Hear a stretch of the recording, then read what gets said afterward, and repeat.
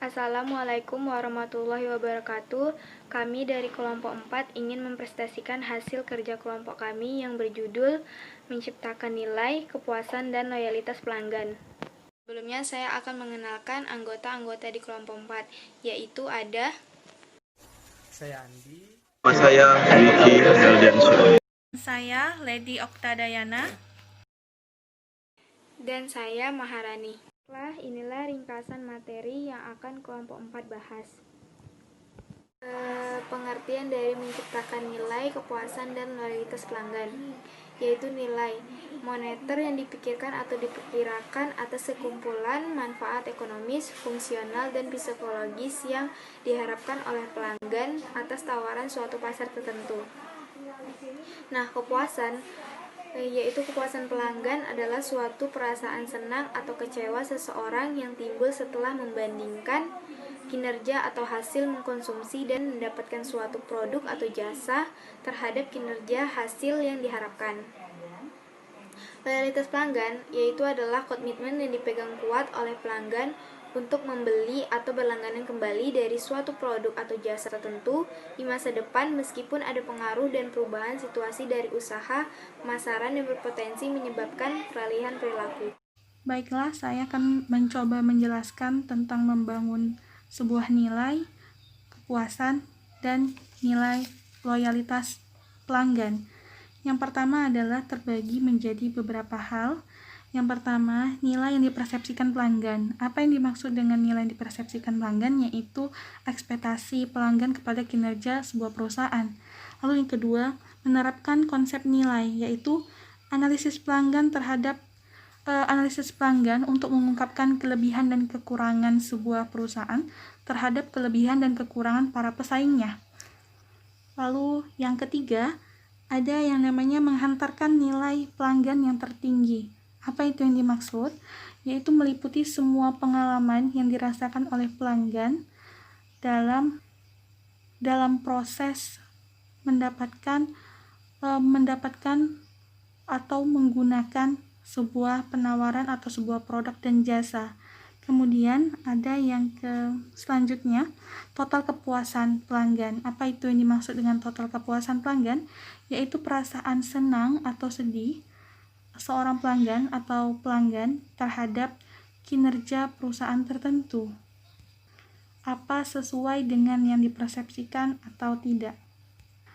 Lalu selanjutnya mengamati kepuasan pelanggan, yaitu melakukan pengukuran kepuasan pelanggan secara teratur. Dan ini dilakukan oleh sebuah perusahaan untuk melihat nilai kepuasan pelanggannya. Dan yang terakhir, teknik pengukurannya, itu berupa survei, wawancara langsung dengan para responden untuk mendapatkan hasil yang diinginkan oleh perusahaan. Terima kasih.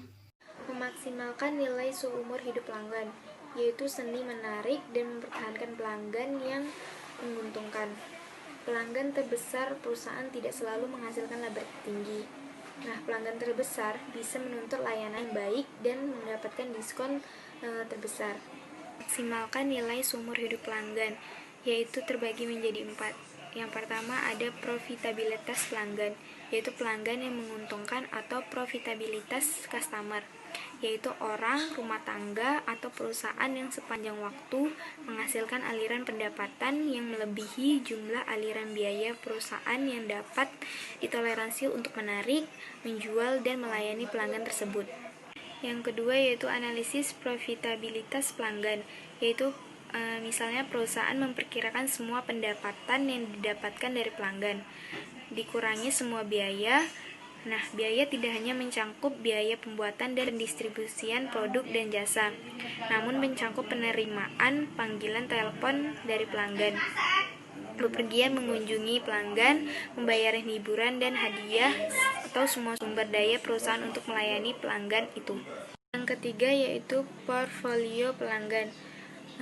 Untuk mengolah portfolio pelanggan yang terdiri dari berbagai kelompok pelanggan yang didefinisikan berdasarkan loyalitas, profitabilitas, dan yang terakhir yaitu mengukur nilai seumur hidup pelanggan, yaitu memaksimalkan profitabilitas pelanggan jangka panjang ditangkap dalam konsep nilai seumur hidup pelanggan atau CLV Customer Lifetime Value, itu menggambarkan nilai sekarang atau bersih, yaitu net present value dari aliran laba masa depan yang diharapkan sepanjang pembelian seumur hidup pelanggan.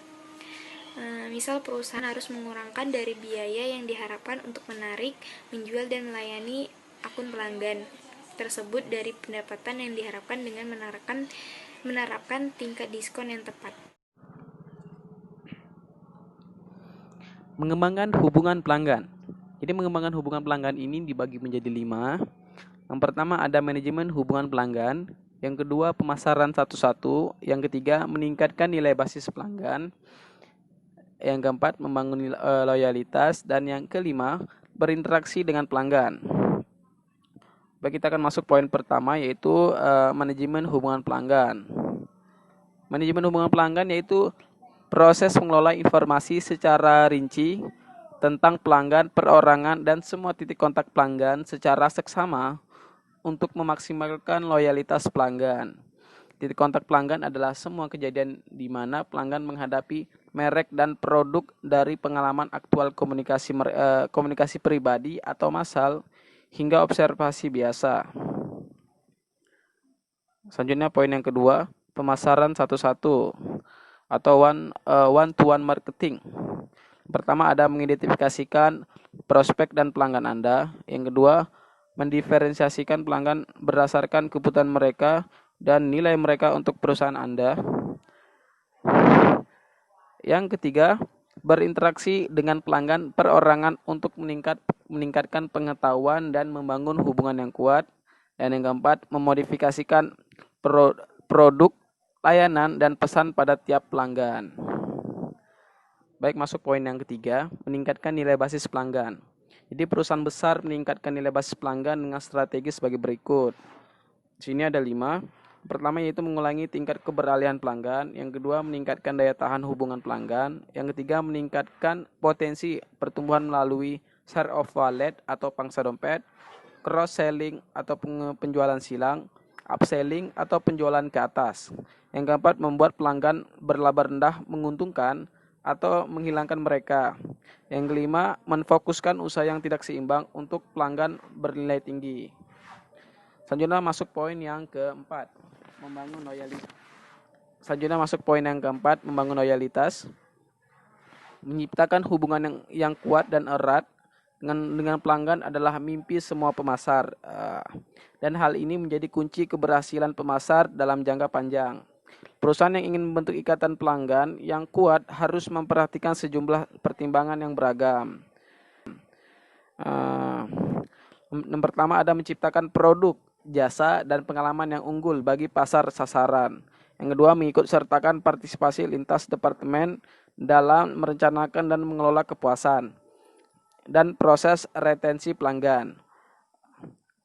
Yang ketiga mempermudah pelanggan menjangkau personel perusahaan yang tepat dan mengekspresikan kebutuhan, persepsi, dan keluhan pelanggan. Dan yang keempat, menilai potensi program frekuensi dan program pemasaran klub. Dan terakhir, masuk poin yang kelima, berinteraksi dengan pelanggan.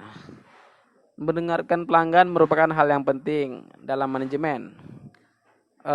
Saya ulangi, mendengarkan pelanggan merupakan hal yang penting dalam manajemen hubungan pelanggan. Beberapa perusahaan menciptakan mekanisme berkelanjutan yang membuat manajer senior dapat terus terhubung dengan umpan balik pelanggan dari lini depan. Saya akan menjelaskan tentang database pelanggan dan pemasaran database.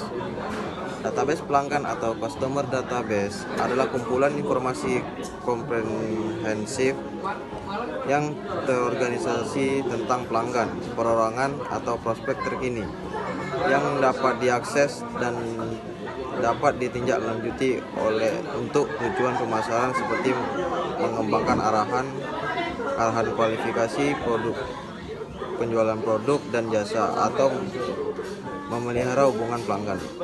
Pemasaran database marketing adalah proses membangun, memelihara, dan menggunakan database pelanggan dan database lain, produk pemasok, penjual perantara, untuk menghubungi, berinteraksi, dan membangun hubungan pelanggan.